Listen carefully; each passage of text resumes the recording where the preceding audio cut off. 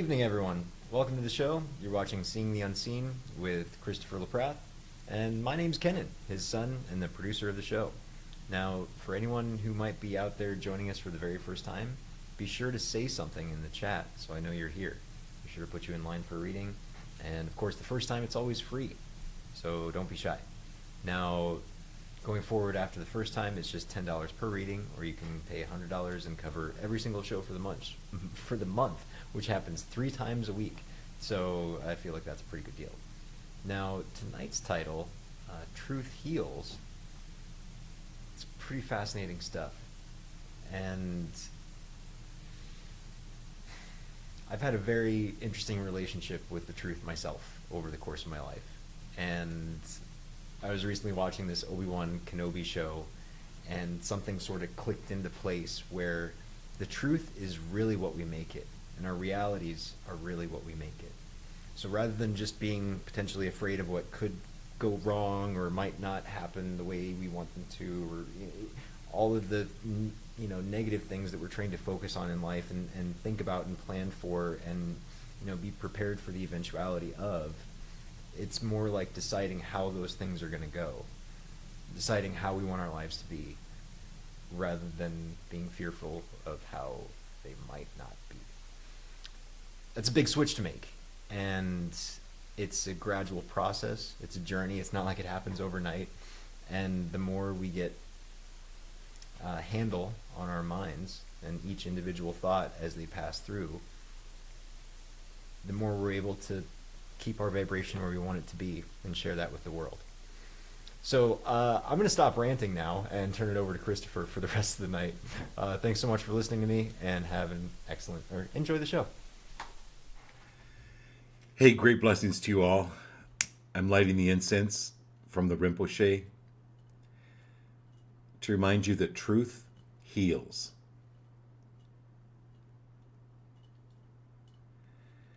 And I'll speak a little bit more when I show you the group card that was pulled for you tonight and talk a little bit more about that. So this is courage to speak your own truth,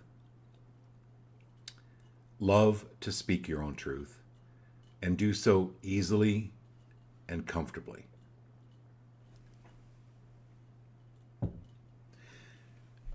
I don't know if any of you have ever accidentally thrown up on anyone.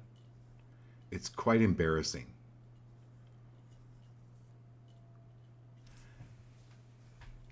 And you don't do it intentionally. But what I was doing for 20 years or more, They can hear that squeak. okay, so what I was doing intentionally that I didn't know I was really doing intentionally, or I didn't really realize how inappropriate it was, is throwing up my truth on others. In fact, the religion I was part of, we called it the truth. And so you were constantly hammering it and forcing it on other people, much like throwing up on someone. This is inappropriate. Your truth is your truth. And it's about free of throwing up on others your truth. In that way, if you keeping this truth to yourself, then truth does heal. And are you willing to let go of your truth needing to be other people's truth?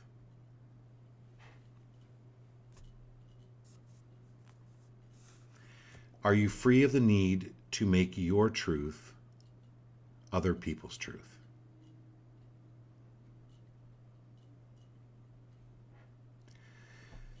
Okay, so let's show the group card. The reason I brought this up is because the angels, the guides, pull this card for the group card tonight. And it's called the Temple of Truth. It's the throat chakra, okay? And maybe you've heard the term, well, truth hurts, but in actuality, truth heals. But if you ever get a lump in your throat, or maybe even sometimes your heart, that's where your truth gets clogged. And this card is about easily and comfortably using your self-expression, and to know that your voice does matter. This card is about reminding you of the importance of your identity and who you truly are and your self-expression in this lifetime. It's acknowledging who you are, who you have been, and where you're going and who you're becoming. And then paying attention to not echoing your truth from who you have been to now. So I look back on my 20 years of missionary work here in the United States and Republic of China and go, oh, I could have had a Clamato.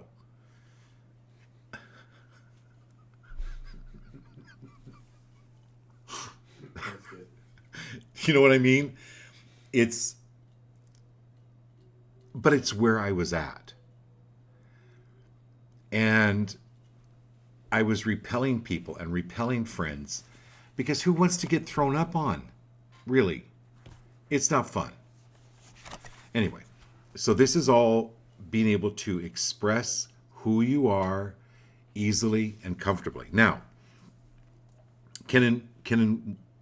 we always talk about the show before the show. Or we pay attention to what we're talking about before the show.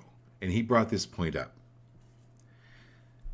How people treat you is about where they are, not about where you are.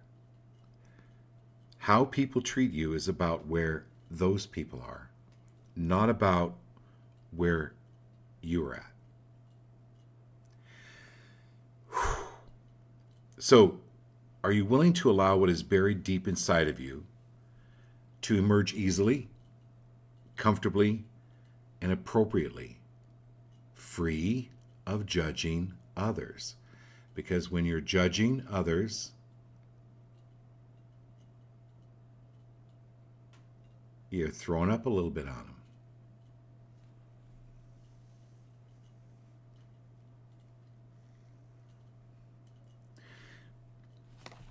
So when you hear somebody screaming or yelling or shouting, you're hearing them with your ears. But can you hear their truth inside? Can you understand the fear or the frustration or the anger or the belief systems that are governing the outward?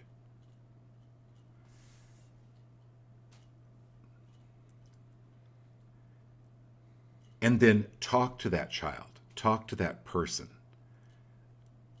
talk to that childlike person, or talk to the child within that person.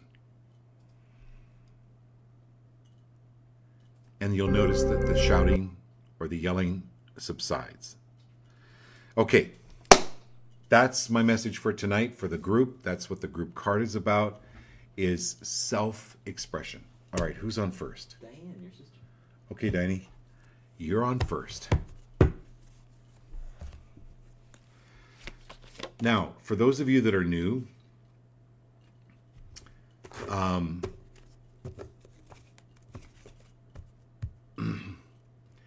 I pull a card. Well, I don't pull a card. Your higher self pulls a card. I shuffle the cards, and whatever card falls out, it's for your highest and best priority for tonight. Okay? So the group, for Diane, your card here is defeat. Now, what I'm getting, so Diane's my sister, and when I was 10 years old, she read this book called Stories the Feet Can Tell. And it was by a reflexologist who lived in the 20s and 30s, maybe even earlier. And this woman had a very healthy practice of doing massaging the feet, but it's like pressure point therapy on the feet. So from there, I studied with a reflexologist who worked on the royal family. He was from London, and I studied with him for 3 years. And I refined the method and all of that. Anyway, Diane, this card is talking about defeat, not DEFEAT, but DAFEET, defeat. Okay? It's get a rock, get a ball, get a golf ball, and roll the bottom of your feet on that. You're needing circulation.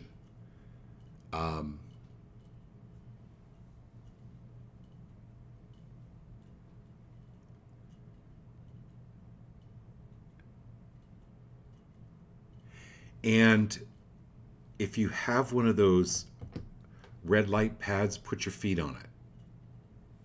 Or that pad you were telling me about. And so I recommend this for everybody. And don't do it hard to where it hurts. That's not the point. But the nerve endings in the feet and the hands and the ears all correspond. They're like these pathways that run up and down your body. And I liken it to, let's say your drain is clogged, so you take a plunger to it. When you're massaging the feet or even the hands, or you can even do the ears, you're helping the circulation, not just blood, but nerve flow, all of that throughout the body. I worked on a woman one time who was in a wheelchair, and within a month she was out of the wheelchair with a walker. A month and a half later, she was using a cane. And after that, she stopped using the cane. I mean, it's very, very powerful. So this is something to pay attention to, Diane, with the feet. Or reminding you, this is really important. Okay. All right, who's next? Marilyn Pitts. Hey, Marilyn Pitts. Oh, and Lindsay was curious if it was zone therapy, but it's, yeah. So, I don't know.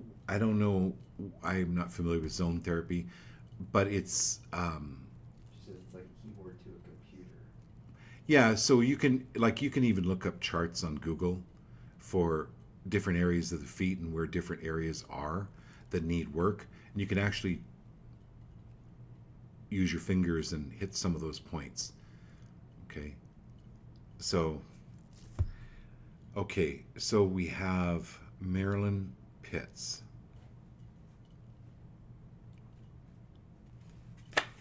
Marilyn.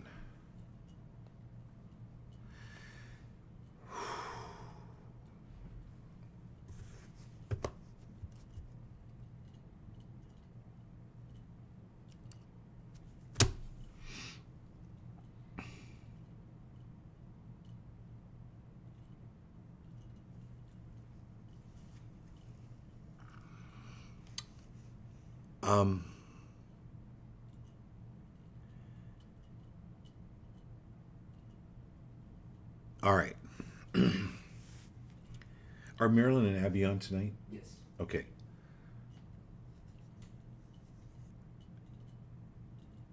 So, can all of you remember the? This is called cross crawls. And so, Marilyn, you're bringing this card up for not only yourself but for everybody on the show, and I want you all just to kind of say to yourself, "I'm safe in the mystery. I'm safe in the unknown. I'm safe in the mystery. I'm safe in the unknown. I'm safe in the mystery. I'm safe in the unknown. I'm safe in the mystery. I'm safe in the unknown."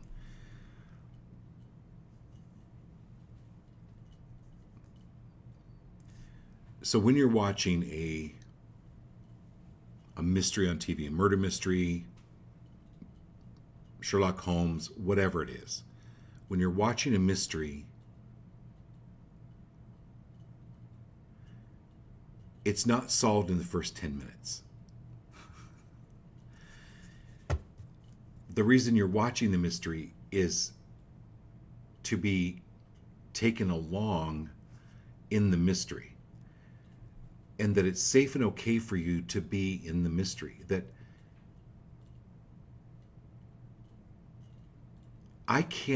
there's no way that I can explain, for one thing, how things come to me, or how I know sometimes what I know. But I remember one time I was reading for this woman, and I went, "You're moving where the Vikings are."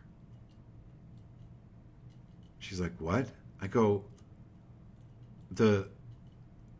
it's a sports team. Who are the Vikings? I'm not a sports person. She's like, "Minnesota." I go, "Yeah, you're moving to Minnesota." She's like, "What?" She goes, that's the headquarters for the company I work for. I go, "Okay, well, you're moving there." And 6 months later, she moved there. Okay, this is the mystery. You know what you know, and you speak your truth to yourself, and you trust it, Marilyn. So the reason this card came up for you and for everyone on the show, there are more synchronicities coming up, more pieces of puzzle to the clue of life that we're all going to be getting. And for you, Marilyn, this is being free of trying to figure it out, but that you're safe in the mystery. She says also Larry's watching a murder mystery on TV right now, sitting next to her. Larry's watching a murder mystery on TV right now, sitting next to you. Marilyn, I love you. So that's what I'm talking about. That's an example of these synchronistic events, right? And you just trust, and you tell yourself you're sane.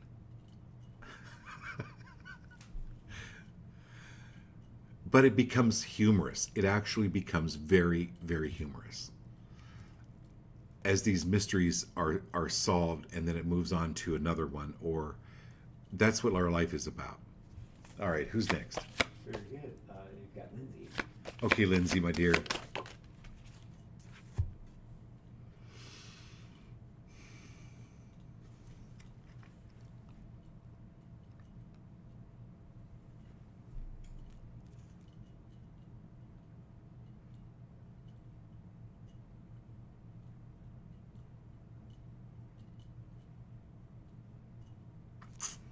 Okay, so in high school, Lindsay, I had to read this story called The Lottery.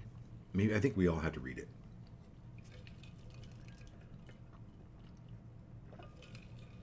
And it was where every year the townspeople would come together, and like for no apparent reason, just because it was tradition, they would pull a lottery. And whoever came up short was stoned to death. So the story goes is that this woman's daughter, it's kind of what the Hunger Games movie is kind of about. This woman's daughter pulled the short stick, and so she was going to be stoned to death. And the woman's like, no, this is unfair. This isn't right. So the woman ended up getting stoned to death instead of her daughter. Lindsay, anywhere, and that tradition was just it was a tradition. Anywhere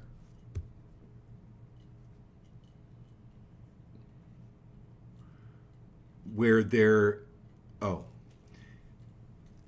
you're going to be made aware of these traditions and start questioning them big time, even more. But again, speaking your own truth, because if you challenge the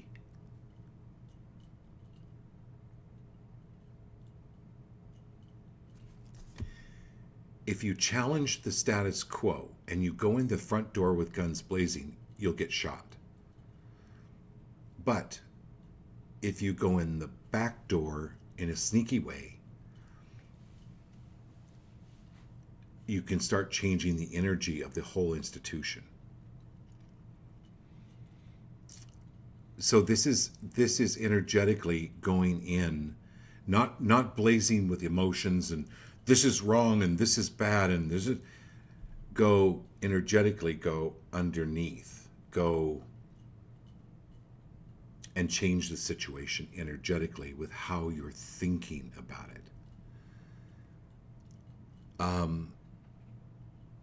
So this is like education, like sometimes even the school system, job, protocols, rules of the road,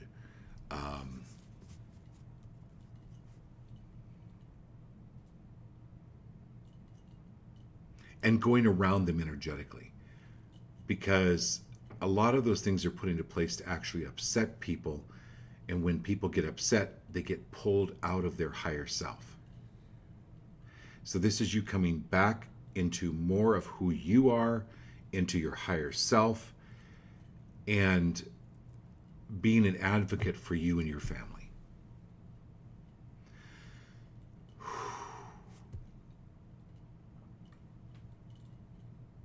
Okay. Austin is next. Austin?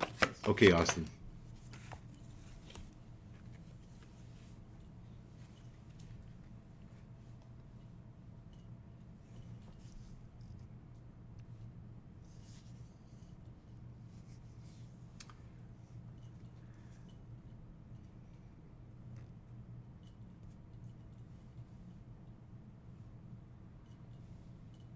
Marriage.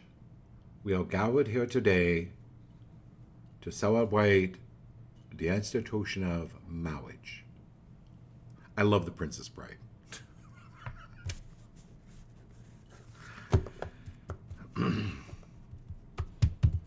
That's all I'm going to say, Austin.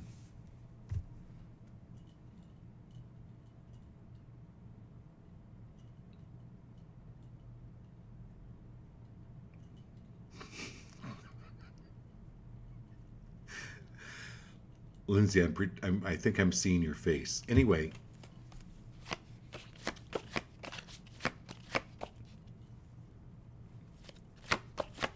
who's next? You've got Edna. Yeah. Okay. Mind if I say something real quick? Yeah, Kenan. Kenan has something to say. Hang on. We're trying this for the first time. This is a new thing. So, super quick thing I learned. Let's maybe try this. You can probably hear me a little bit better now. So there we are. Just a quick note on love.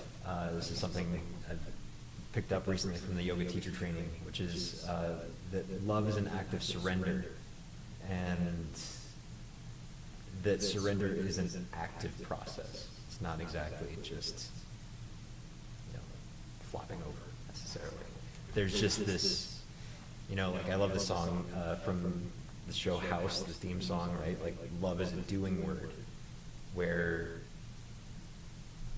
how we are in every moment can be an expression of love, and it's a really beautiful thing. So that's all I have to say. Hey, that was new. Did you guys all hear him? I think so, yeah. I had my mic turned off at first. All right, so Lindsay, let me elaborate. We expect a wedding invitation. Okay, that's all I'm going to elaborate. Okay. Edna's next. All right, Edna. You guys might want to check, your flights for Salt Lake City. I don't know where you live, but okay. All right, Edna. Honor the process, not the perfection. Are you willing to let go of the need to be perfect? This is like writing the reports, can you look at the blessing of being able to record for these people what is happening for them and to them and with them?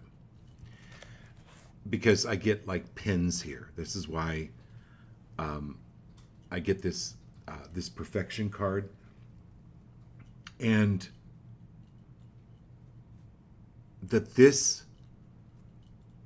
where you're at and what you're doing is perfect.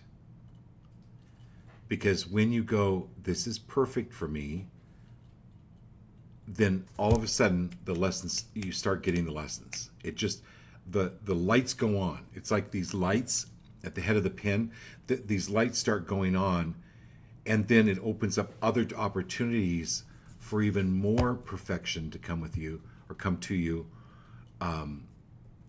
But look at the perfection in who you are, what you do, where you've come from, and allow what is buried deep inside of you to emerge easily, comfortably, and appropriately. And free of judging others or free of judging your work.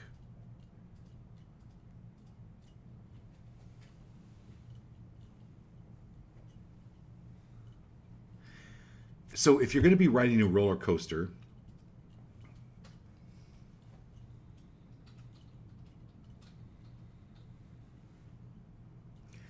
so years ago, Kenan and I went on this roller coaster in Tokyo, and it was like sitting in a kitchen chair.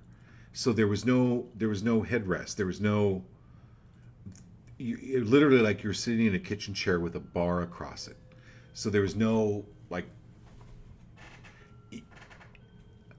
and as we're going up and up and up, and it was slow, and I'm like, this, wait a minute, there's no, how come I'm sitting like in a chair? This is unsafe. This is not appropriate. This is terrible, and it kind of hurts, and then all of a sudden you're like room, and you know what? I didn't even think about the chair again. This is like getting caught up in life without focusing on what hurts or what isn't right, or you're getting to do your job. You get to do it. And that changes the whole perspective on it. You get to do what it is that you do. Rather than saying, well, I have to do it, it changes the energy. It will change the energy for you dramatically. Okay. Edna's next. Who? Edna. I just did Edna. Oh, sorry, Jared. Jared. Okay, Jared. All right. Here we go.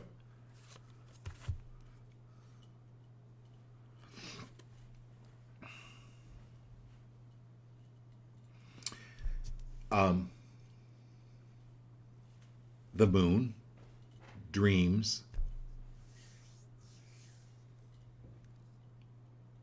So we just had this eclipse. We had the full moon.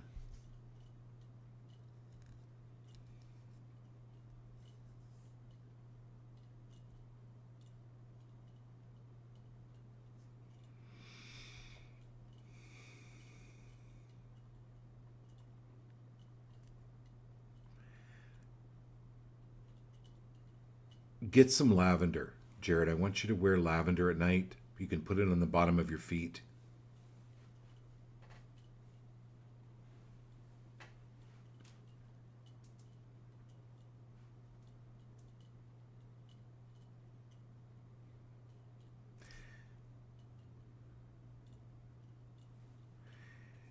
So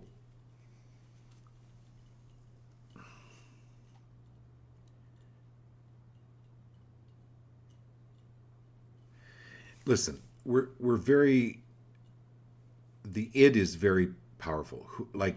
Who we identify and what we identify with. And this is you becoming more attuned to the subtle energies without thinking that it's you or there's something wrong with you.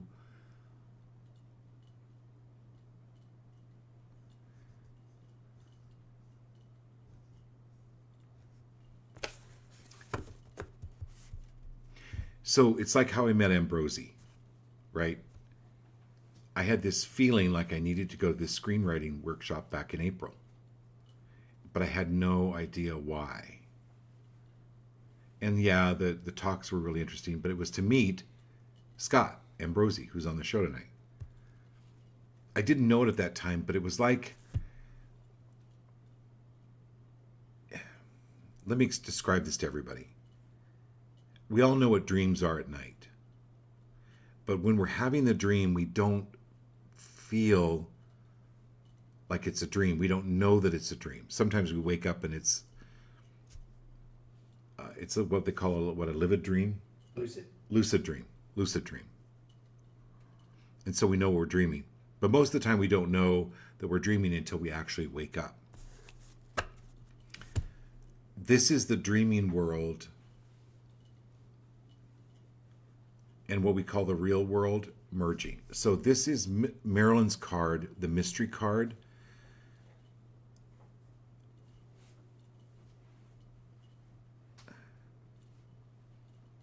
That are we willing to let go of things having to be defined? Now, when we're doing contracts, yes, they have to be absolutely defined.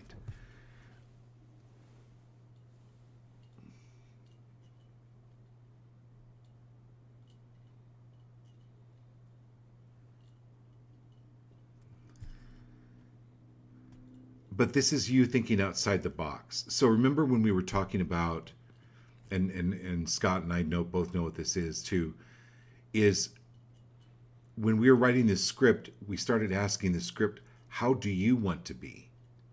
Because now the script is brought from the dream world into the real world, right? And so it becomes like an entity. It becomes like a being. It's a creation. And so you ask the creation, what do you want? So you have kids. And it would be like saying, Xavier, you're eating your peas. You're eating your peas. That's all we have. That's what you're going to have. That's what you're going to eat. Well, he eats the peas. He's allergic to them and he throws up. Xander, what would you like? Okay, big difference. What would you like? This is bringing the dream world into the real world.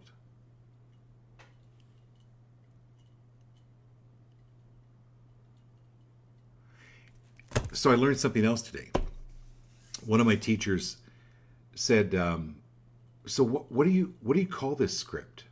I go, "Well, it's called Things the Dead Fear." No, that's the title of it. What do you call it? Well, it's meant to expand consciousness. No, that's what it does. What do you call it? And I went, off the top of my head, I went, Fritz. I call it Fritz. It's short for Frederick.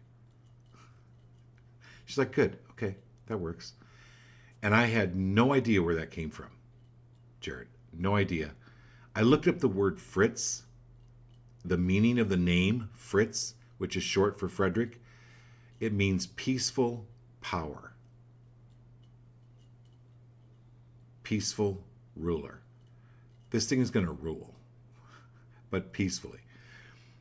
And it's like, you can't make sense of that. Like, you can't logically, you trust it. So that's for you, Jared. This is bringing your dream world into the real world and coalescing them, blending. Okay, who's next? Scott and Rosie. Okay, Brosie.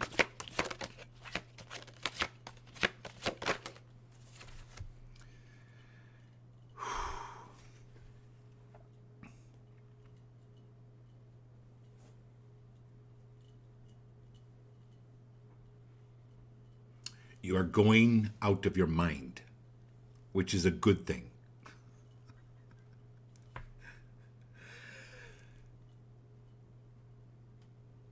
when you get too many thoughts,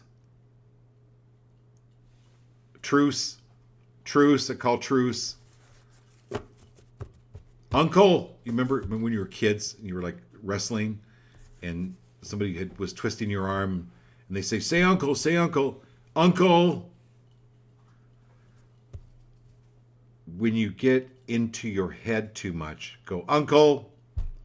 This is laying down the swords. This is laying down the thoughts and allowing that golden light. Allow it in.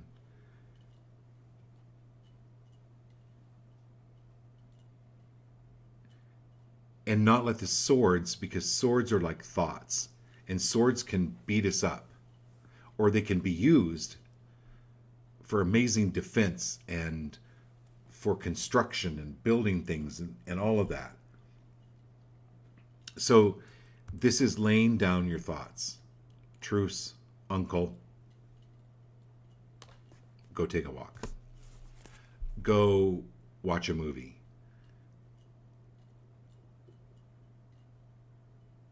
Yeah. Okay, who's next? Hey, Kat.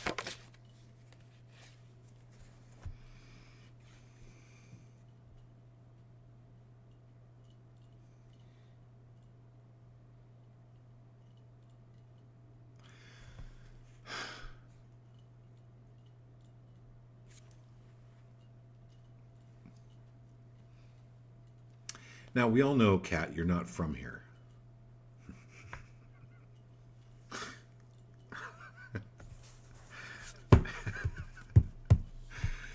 All right. So have you all heard of the Nazca lines? They're in Peru, Brazil. And for like centuries, they didn't know that they were there. They just, I mean, they knew they were there, but they didn't know what they were. But when people started to fly, like airplanes, they fly over them, then they would see these giant carved hummingbirds in the ground, or animals that would stretch for miles and miles and miles. And you couldn't, if you were on the ground, you couldn't see them. You didn't know what figure they were. Like, that's why they believe that the Nazca lines were made by aliens, because they were so precise and geometrically carved and an amazing wonder of the world. So, Kat, universe, here's your mantra, Kat, that I would suggest. Universe, give me a higher perspective on this. Universe, give me a higher perspective on this. And when something feels like it's failing, that's an opportunity. Universe, give me a higher perspective on this. I want to see the Nazca lines. I want to see the hummingbird. I want to see the jaguar. I want to see it from a higher elevation. And you have the ability to do it. But it may take, like, I don't know, 1,000 Post-it notes to put around your house and your office and car, computer. Universe, give me a higher perspective on this. Whew, that was a good one. Thanks, Kat. Abby and Marilyn next. Abby and Marilyn. Okay.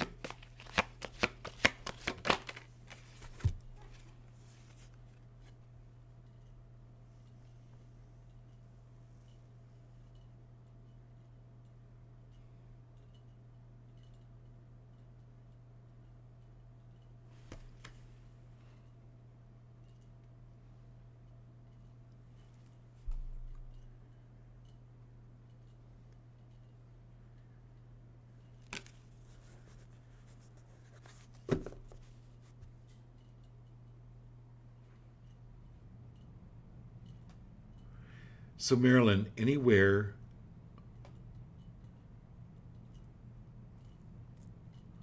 where you believed you've had to keep the peace, are you willing to let go of that now? Or anywhere, here's a better way to put it, anywhere where you've believed you have been a disruption to anything or anyone, are you willing to release that now? I now always and forever release all belief around me being a disruption of any kind.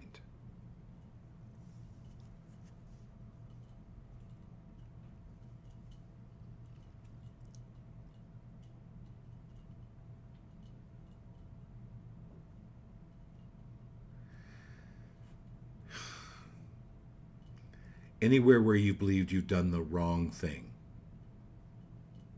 or took the wrong road, or took any wrongness, I now and always forever release all wrongness and judgment of wrongness in my life.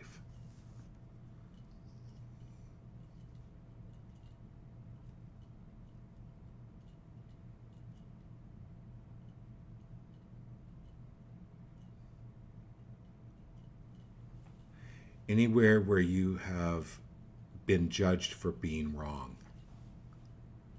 Anywhere where I have been judged for being wrong, I release and clear that now.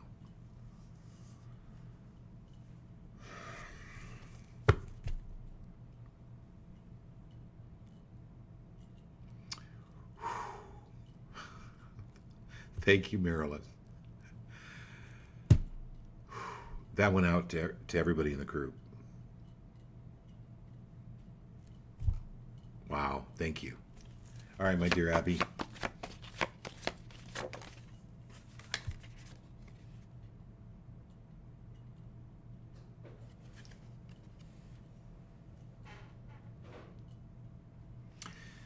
Abby, it's safe for me to impress.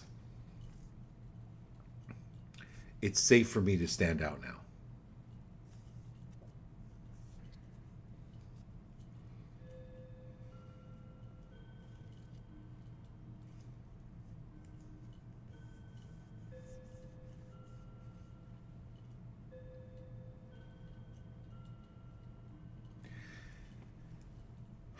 Everybody, Abby, I am special. I am special. I am special. I am unique. I am special. I am unique. I am special. I am unique.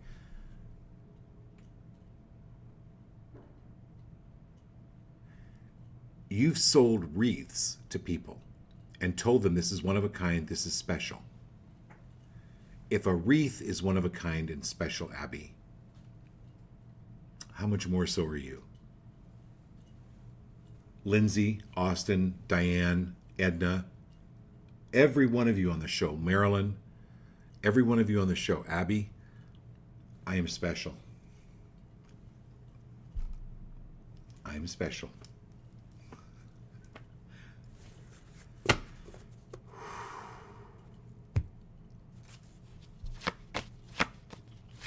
That one's cooking, girl. Thank you. So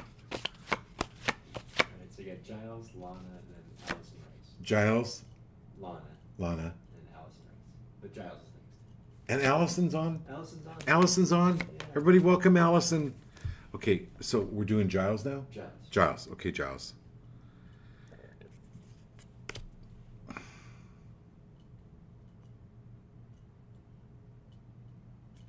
So Giles, are you willing to accept fairness rather than fight against it or fight something that's unfair?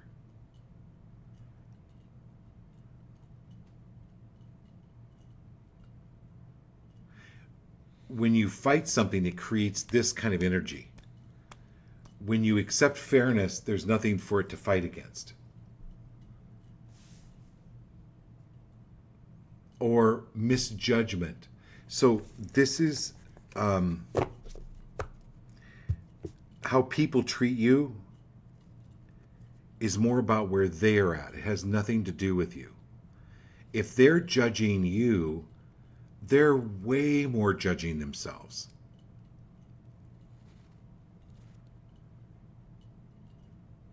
And this is an opportunity, as Kenan said when he jumped in the show, this is an opportunity for you to love. This is absolutely an opportunity to love people like you do Dee. And to love everyone, even before she got up in the morning, had her makeup on, or was dressed, and her hair was a mess. And before she had her coffee, whatever, you absolutely loved her for who she is. This is looking past people's behaviors, Giles, past their belief systems, and absolutely loving who they are.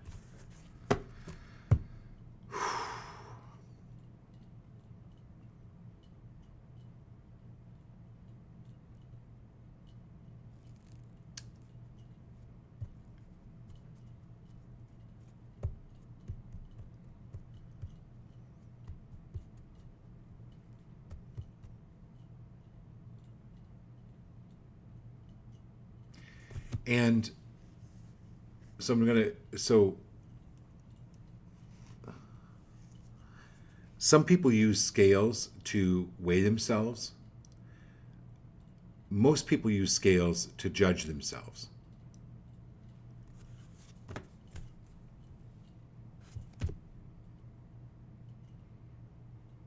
And they can use the scales as a tool for betterment, or they can use the scales as a self-deprecation tool. You decide. Okay, who's next? Lana. Hey, Lanny.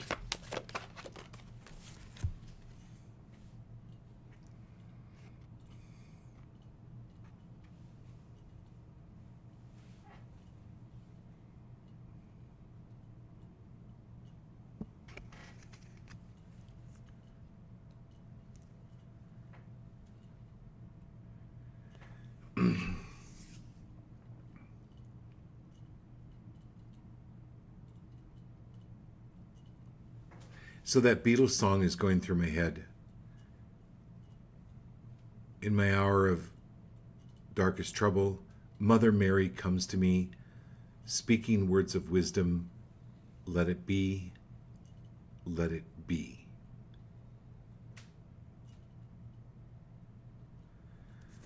This is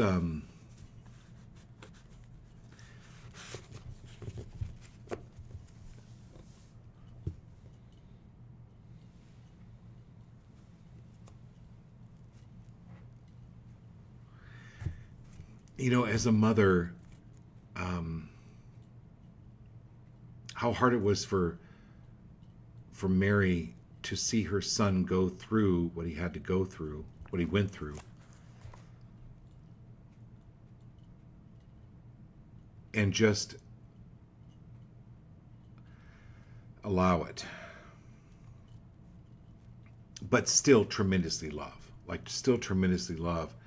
So this is you, this is the meditation.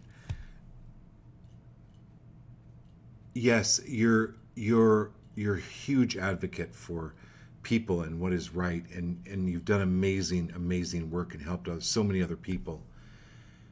But where your real power comes, Lana, is in your prayer and in your meditation. So when you get into this meditative state, now it doesn't mean that you're sitting on a pink pillow cross-legged with your, no. This could be out hunting. It could be on the boat catching fish. It's wherever you meditate. Oh my God. Okay. So water is very symbolic of spirit. And so when you're on the water or when you're by water, it's no wonder you live in northern Idaho on one of the largest lakes in the country. It amplifies your prayers. It amplifies your,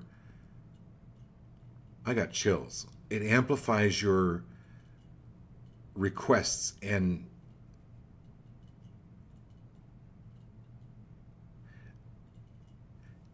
your prayers are powerful. They're even more powerful than actually going and helping somebody. Not that you don't go help somebody. I'm not saying that. But the prayers, the energy behind them is spirit, like connected with spirit and sending this energy to people. And sometimes,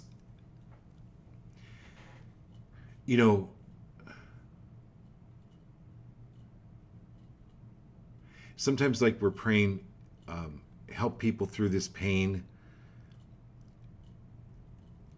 It's being able to accept that sometimes the end of that pain means that they move on.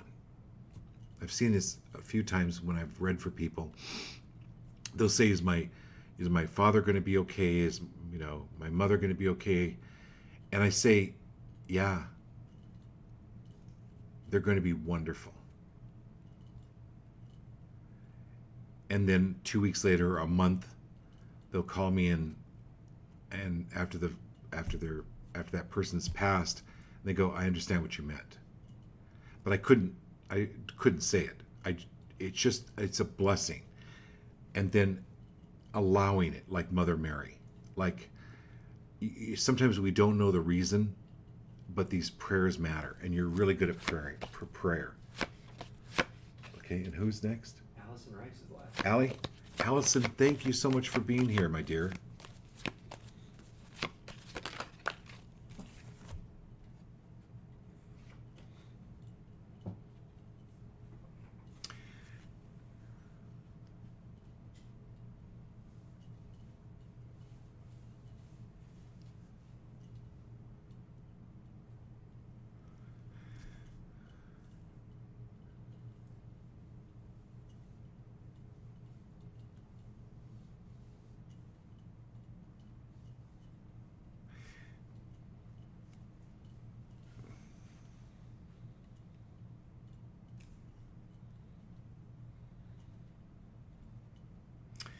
So it's different, Allison, when you look at your reflection in a mirror as opposed to reflection in a pond.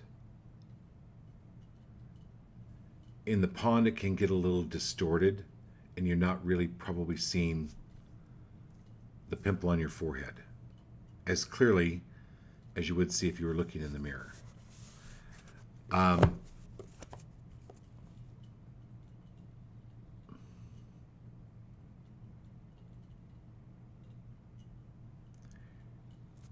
So we've been born with a brain, and we can learn to rely on the brain so much. But there's a deeper level that you're moving to in reflecting clearly.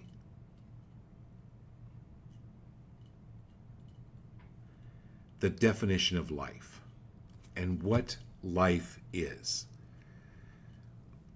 It's not just here on this earth. There are different beings on this earth. There's different beings in the universe. There's angels, there's guides, there's spirits.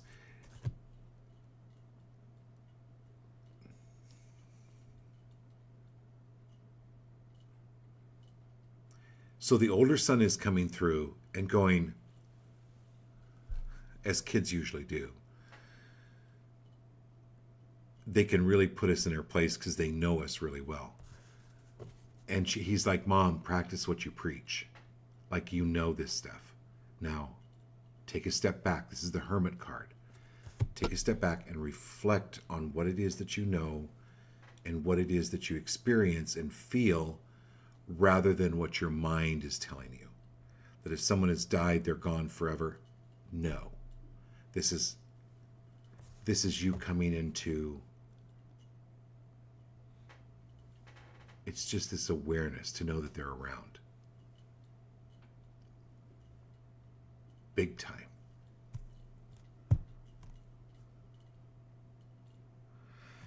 Okay, we have everybody?